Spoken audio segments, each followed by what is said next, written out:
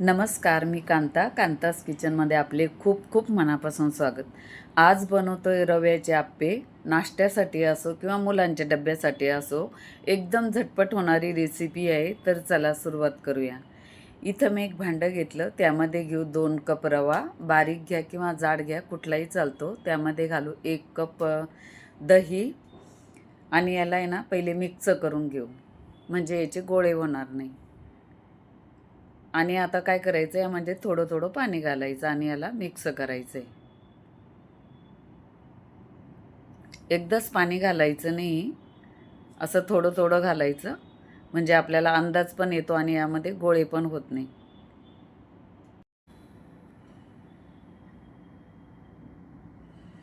आप्याचं batter आपलं तयार आहे. बघा किती छान झालं आहे. काही त्याच्यात लम्स नाही, काही नाही. आता याला काय करू, 10 मिनिट याला बाजूला ठेवू. भिजू घालायची गरज नाही बरं का, लगेच करू शकता. पण आपल्याला याबरोबर खाण्यासाठी चटणी करायची आहे, त्यामुळे आपण याला 10 मिनिट आहे ना बाजूला ठेवू आणि चटणी करून घेऊ. आता गॅसवरती मी पातेलं ठेवलं, त्यामध्ये पाणी ठेवलं उकळायला आणि एक नारळ घेतला आणि त्याला आहे ना 10 मिनिट असं यामध्ये या पाण्यात उकळू द्यायचं. यानं काय होतं, यामधलं जे खोबरं आहे ना पटकन निघतं. असं आपण जेव्हा नारळ फोडतो ना, त्यातलं खोबरं निघतच नाही, हो की नाही. मग नारळ थंड झाले की नाही, एक मुसळी घ्यायची अशी लोखंडाची आणि याच्यावरती असं मारायचं आणि यामधलं एक वाटीमध्ये आहे ना पहिले पाणी काढून घेऊ. आणि काय होतं मग हे मारल्यानं आहे ना, याच्यातलं नारळ म्हणजे खोबरं आहे ना थोडं हे होतं, ढिल्लं पण होतं, पटकन निघतं. मग ते पाणी काढून घेऊ असं वाटीमध्ये. आता सगळीकडून मारायचं याला. असं आपण जेव्हा नारळ फोडतो ना, त्यातलं खोबरंच निघत नाही लवकर, हो की नाही. फार त्रास होतो काढायला. आता हे पटकन निघतं.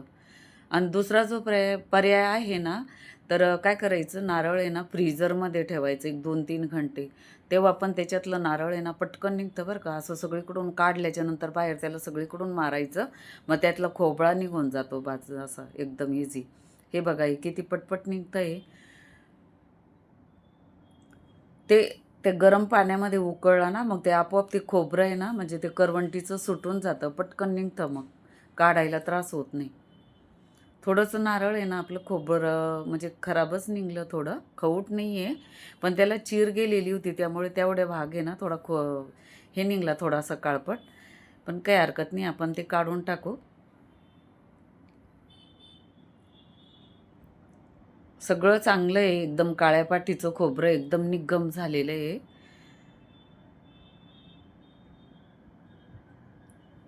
खाऊन पाहिलं ना, खायला पण चवदार आहे एकदम, पण तेवढंच ते असं थोडं हे झालं होतं, काळं पडलं होतं थोडं. तर ते काढून टाकायचं. एवढं तर आपण घेणार पण नाही आहे.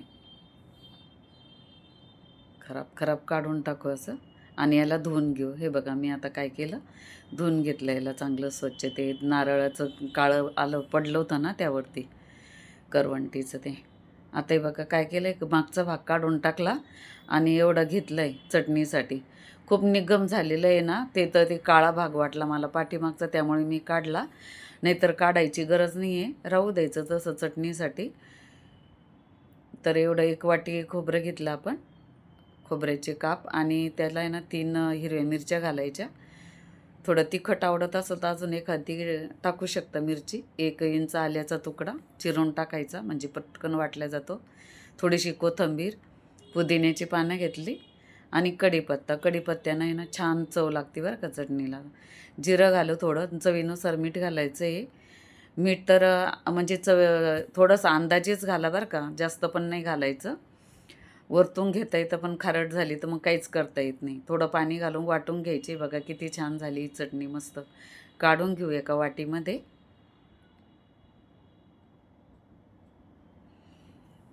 खोबरं नसेल तर शेंगदाण्याची चटणी पण करू शकता. दही घालायचं त्यामध्ये, दह्यानं पण छान लागते. नाही तर मग लिंबू पिळायचं त्यामध्ये. आता आपली चटणी तयार आहे. आता हे बघा, हे बॅटर पण छान भिजलं आहे मस्त. आता यामध्ये घालू शिमला मिरची 1 वाटी, 1 वाटी कांदा, गाजर घेतलं आहे बारीक चिरून 1 वाटी, आणि हे मक्याचे दाणे, भुट्टा, 2 हिरव्या मिरच्या घेतल्या बारीक चिरून, थोडी कोथिंबीर घालू, चवीनुसार मीठ घालायचं आणि बेकिंग सोडा घालायचा आहे थोडा. तुम्ही यामध्ये इनो पण घालू शकता. 2 कप आपण रवा घेतला आहे ना, त्याला 1 पुडी टाकायची. आता याला मिक्स करून घ्यायचं. पाणी वगैरे काही घालायचं नाही याला आता. तुमच्या आवडीनुसार यामध्ये भाज्या घालू शकता. तुम्ही टमॅटो पण घालू शकता, पण मी नाही घातलं. आमच्याकडे टमॅटो खात नाही, त्यामुळे आंबट. टमॅटो घाला, थोडंसं पत्ताकोबीसुद्धा घालू शकता तुमच्या आवडीप्रमाणे. मुलं काय भाज्या खात नाही, शिमला तर बिलकुलच खात नाही, गाजर खात नाही. मग असं यामध्ये टाकलं ना तर हे टेस्टी पण लागतात, मस्त आप्पे खूप छान टेस्टी होतात. आता इकडे काय केलं मी, गॅसवरती आप्पे पात्र ठेवलं. गॅस फुल केला आहे सुरुवातीला. त्यामध्ये थोडंसं तेल घालायचं आणि हे बॅटर आहे ना, असं 1-1 चमचा यामध्ये टाकायचं. जास्त पण फुल नाही भरायचं, नाही तर फुगतात बरं का, मग जास्तच येऊन जातं, ते बाहेर जातं मिश्रण.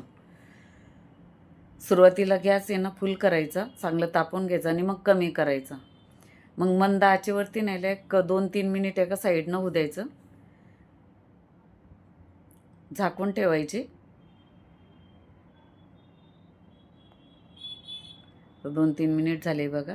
आता याला ना असे स्टिक घ्यायची किंवा चमच्यानं असं पलटून घ्यायचे याला.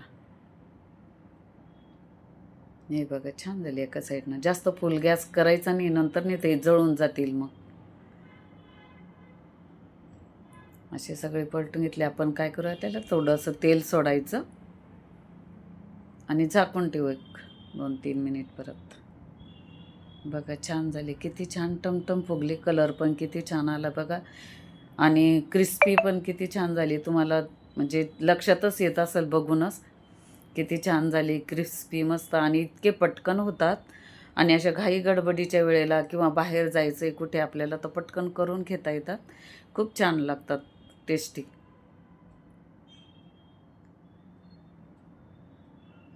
परत एक बॅच तुम्हाला करून दाखवते.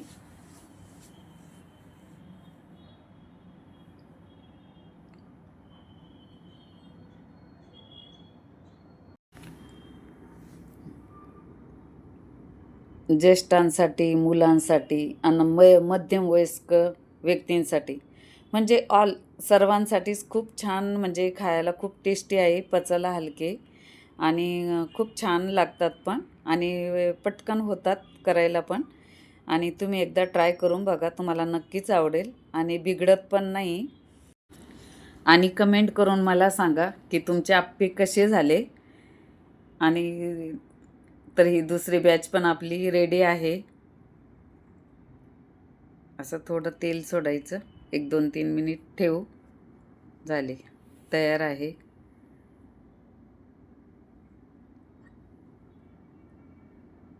आता एक काढून घेऊ. हे बघा, इथं आता आपले सगळे बॅटरचे आप्पे तयार आहे, मस्त. आणि चटणी पण तयार आहे, मस्त. करा, खा आणि एन्जॉय करा. एक आप्पे मी इथं तुम्हाला तोडून दाखवते. हे बघा किती टमटम फुगले ना. हे बघा किती छान जाळीदार झाले मध्ये, बघा बघू शकता तुम्ही किती छान झाले. व्हिडिओ आवडला तर व्हिडिओला लाईक करा, शेअर करा आणि कांतास किचनला सबस्क्राईब करायला विसरू नका. भेटूया अशाच एका पुढच्या नवीन व्हिडिओमध्ये आणि पारंपरिक आणि हेल्दी रेसिपी बरोबर. तोपर्यंत खात राहा, मस्त राहा. थँक्यू.